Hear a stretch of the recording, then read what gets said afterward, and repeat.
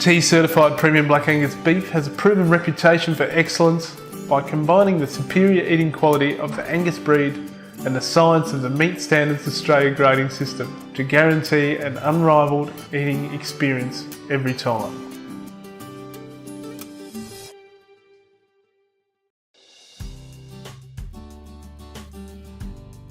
Okay, so what we've got here is an oyster blade.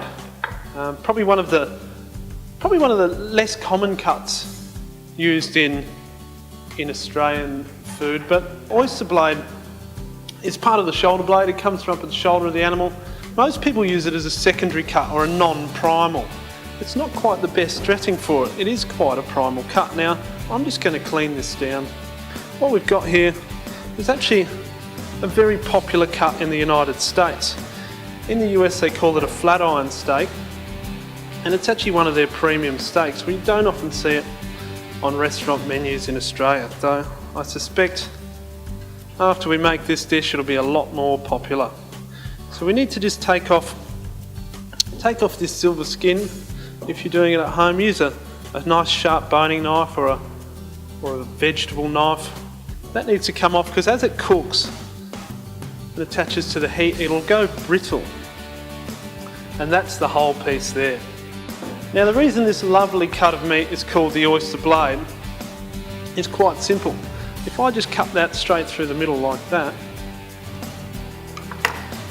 in there you'll see it's got a little gelatinous piece in there which is called the oyster.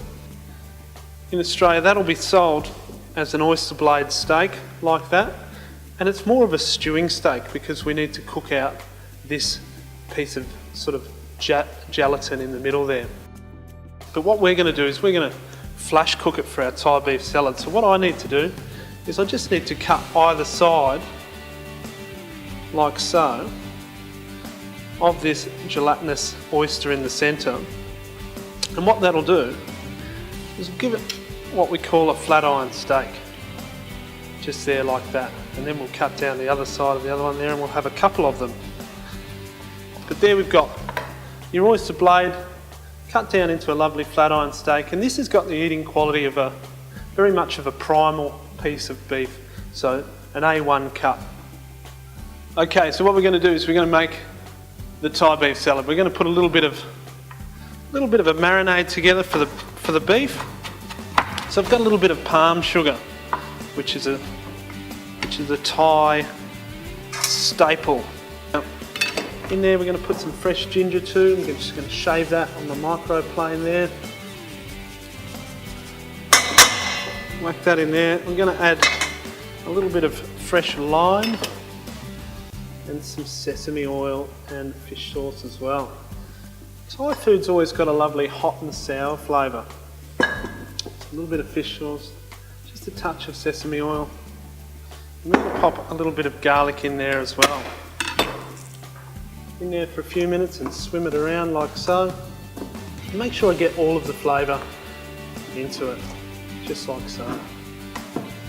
Get all that lovely garlic and ginger. And what the palm sugar will do, will help really crisp it up when we hit it in the pan. We've got some red onion here, which I'm just going to slice nice and finely. Got some rice vermicelli noodles, some thin rice noodles, which have just blanched off in some warm water. Quite similar to a Thai larb salad. We're just going to finely slice this kaffir lime leaf. Now that's going to give it a little bit of texture and a little bit of a crunch as we eat through it. And we all know that texture is very important in the dish. So whack that in your salad also. Let's slice a little bit of chilli through there as well now. I've got some peanuts as well.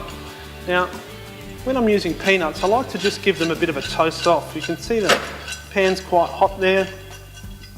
And just roll them around in their sort of peanutty fattiness. You don't need to add any oil to it. And that'll just really open up the flavours of those peanuts. So toss those in there as well. Just going to add a few drops of oil, and we're going to grill those oyster blades off. Really nice and hot. You could use You could use your barbecue for this also, but you want to get a really nice charry colour on those. Now, what we've got in there is we've got the palm sugar, which is going to give it a really nice black, crispy finish and a really nice sort of barbecue texture. I'll just finish those off there.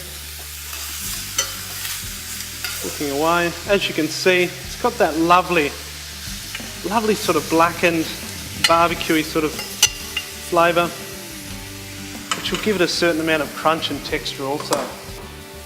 Now, one thing you never want to forget when you're cooking beef is it needs to rest. An oyster blade like this, you're going to need to let it rest for a couple of minutes. Reason being is it's full of muscle fibres, and when you cook them, especially hot like that, they're going to contract and get a bit tough. So what you need to do is just let them sit there and just relax. My leftover dressing in there, I'm just going to splash in the pan just to warm it through, and then pop it through my salad there.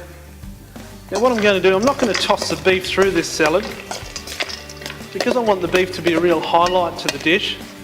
I'm just going to slice the oyster blade and put it over the top. Sit your salad so it's got a bit of height to it. Okay, so we've got our rested oyster blade there. I'm just going to slice that against the grain and just sit that up on top like that. Always when you're cooking with a superior product, you want that product to be the hero of the dish. So you don't want it to be buried under all those noodles. You want to sit up nice and proud there. Okay, here we've got our lovely Thai beef salad.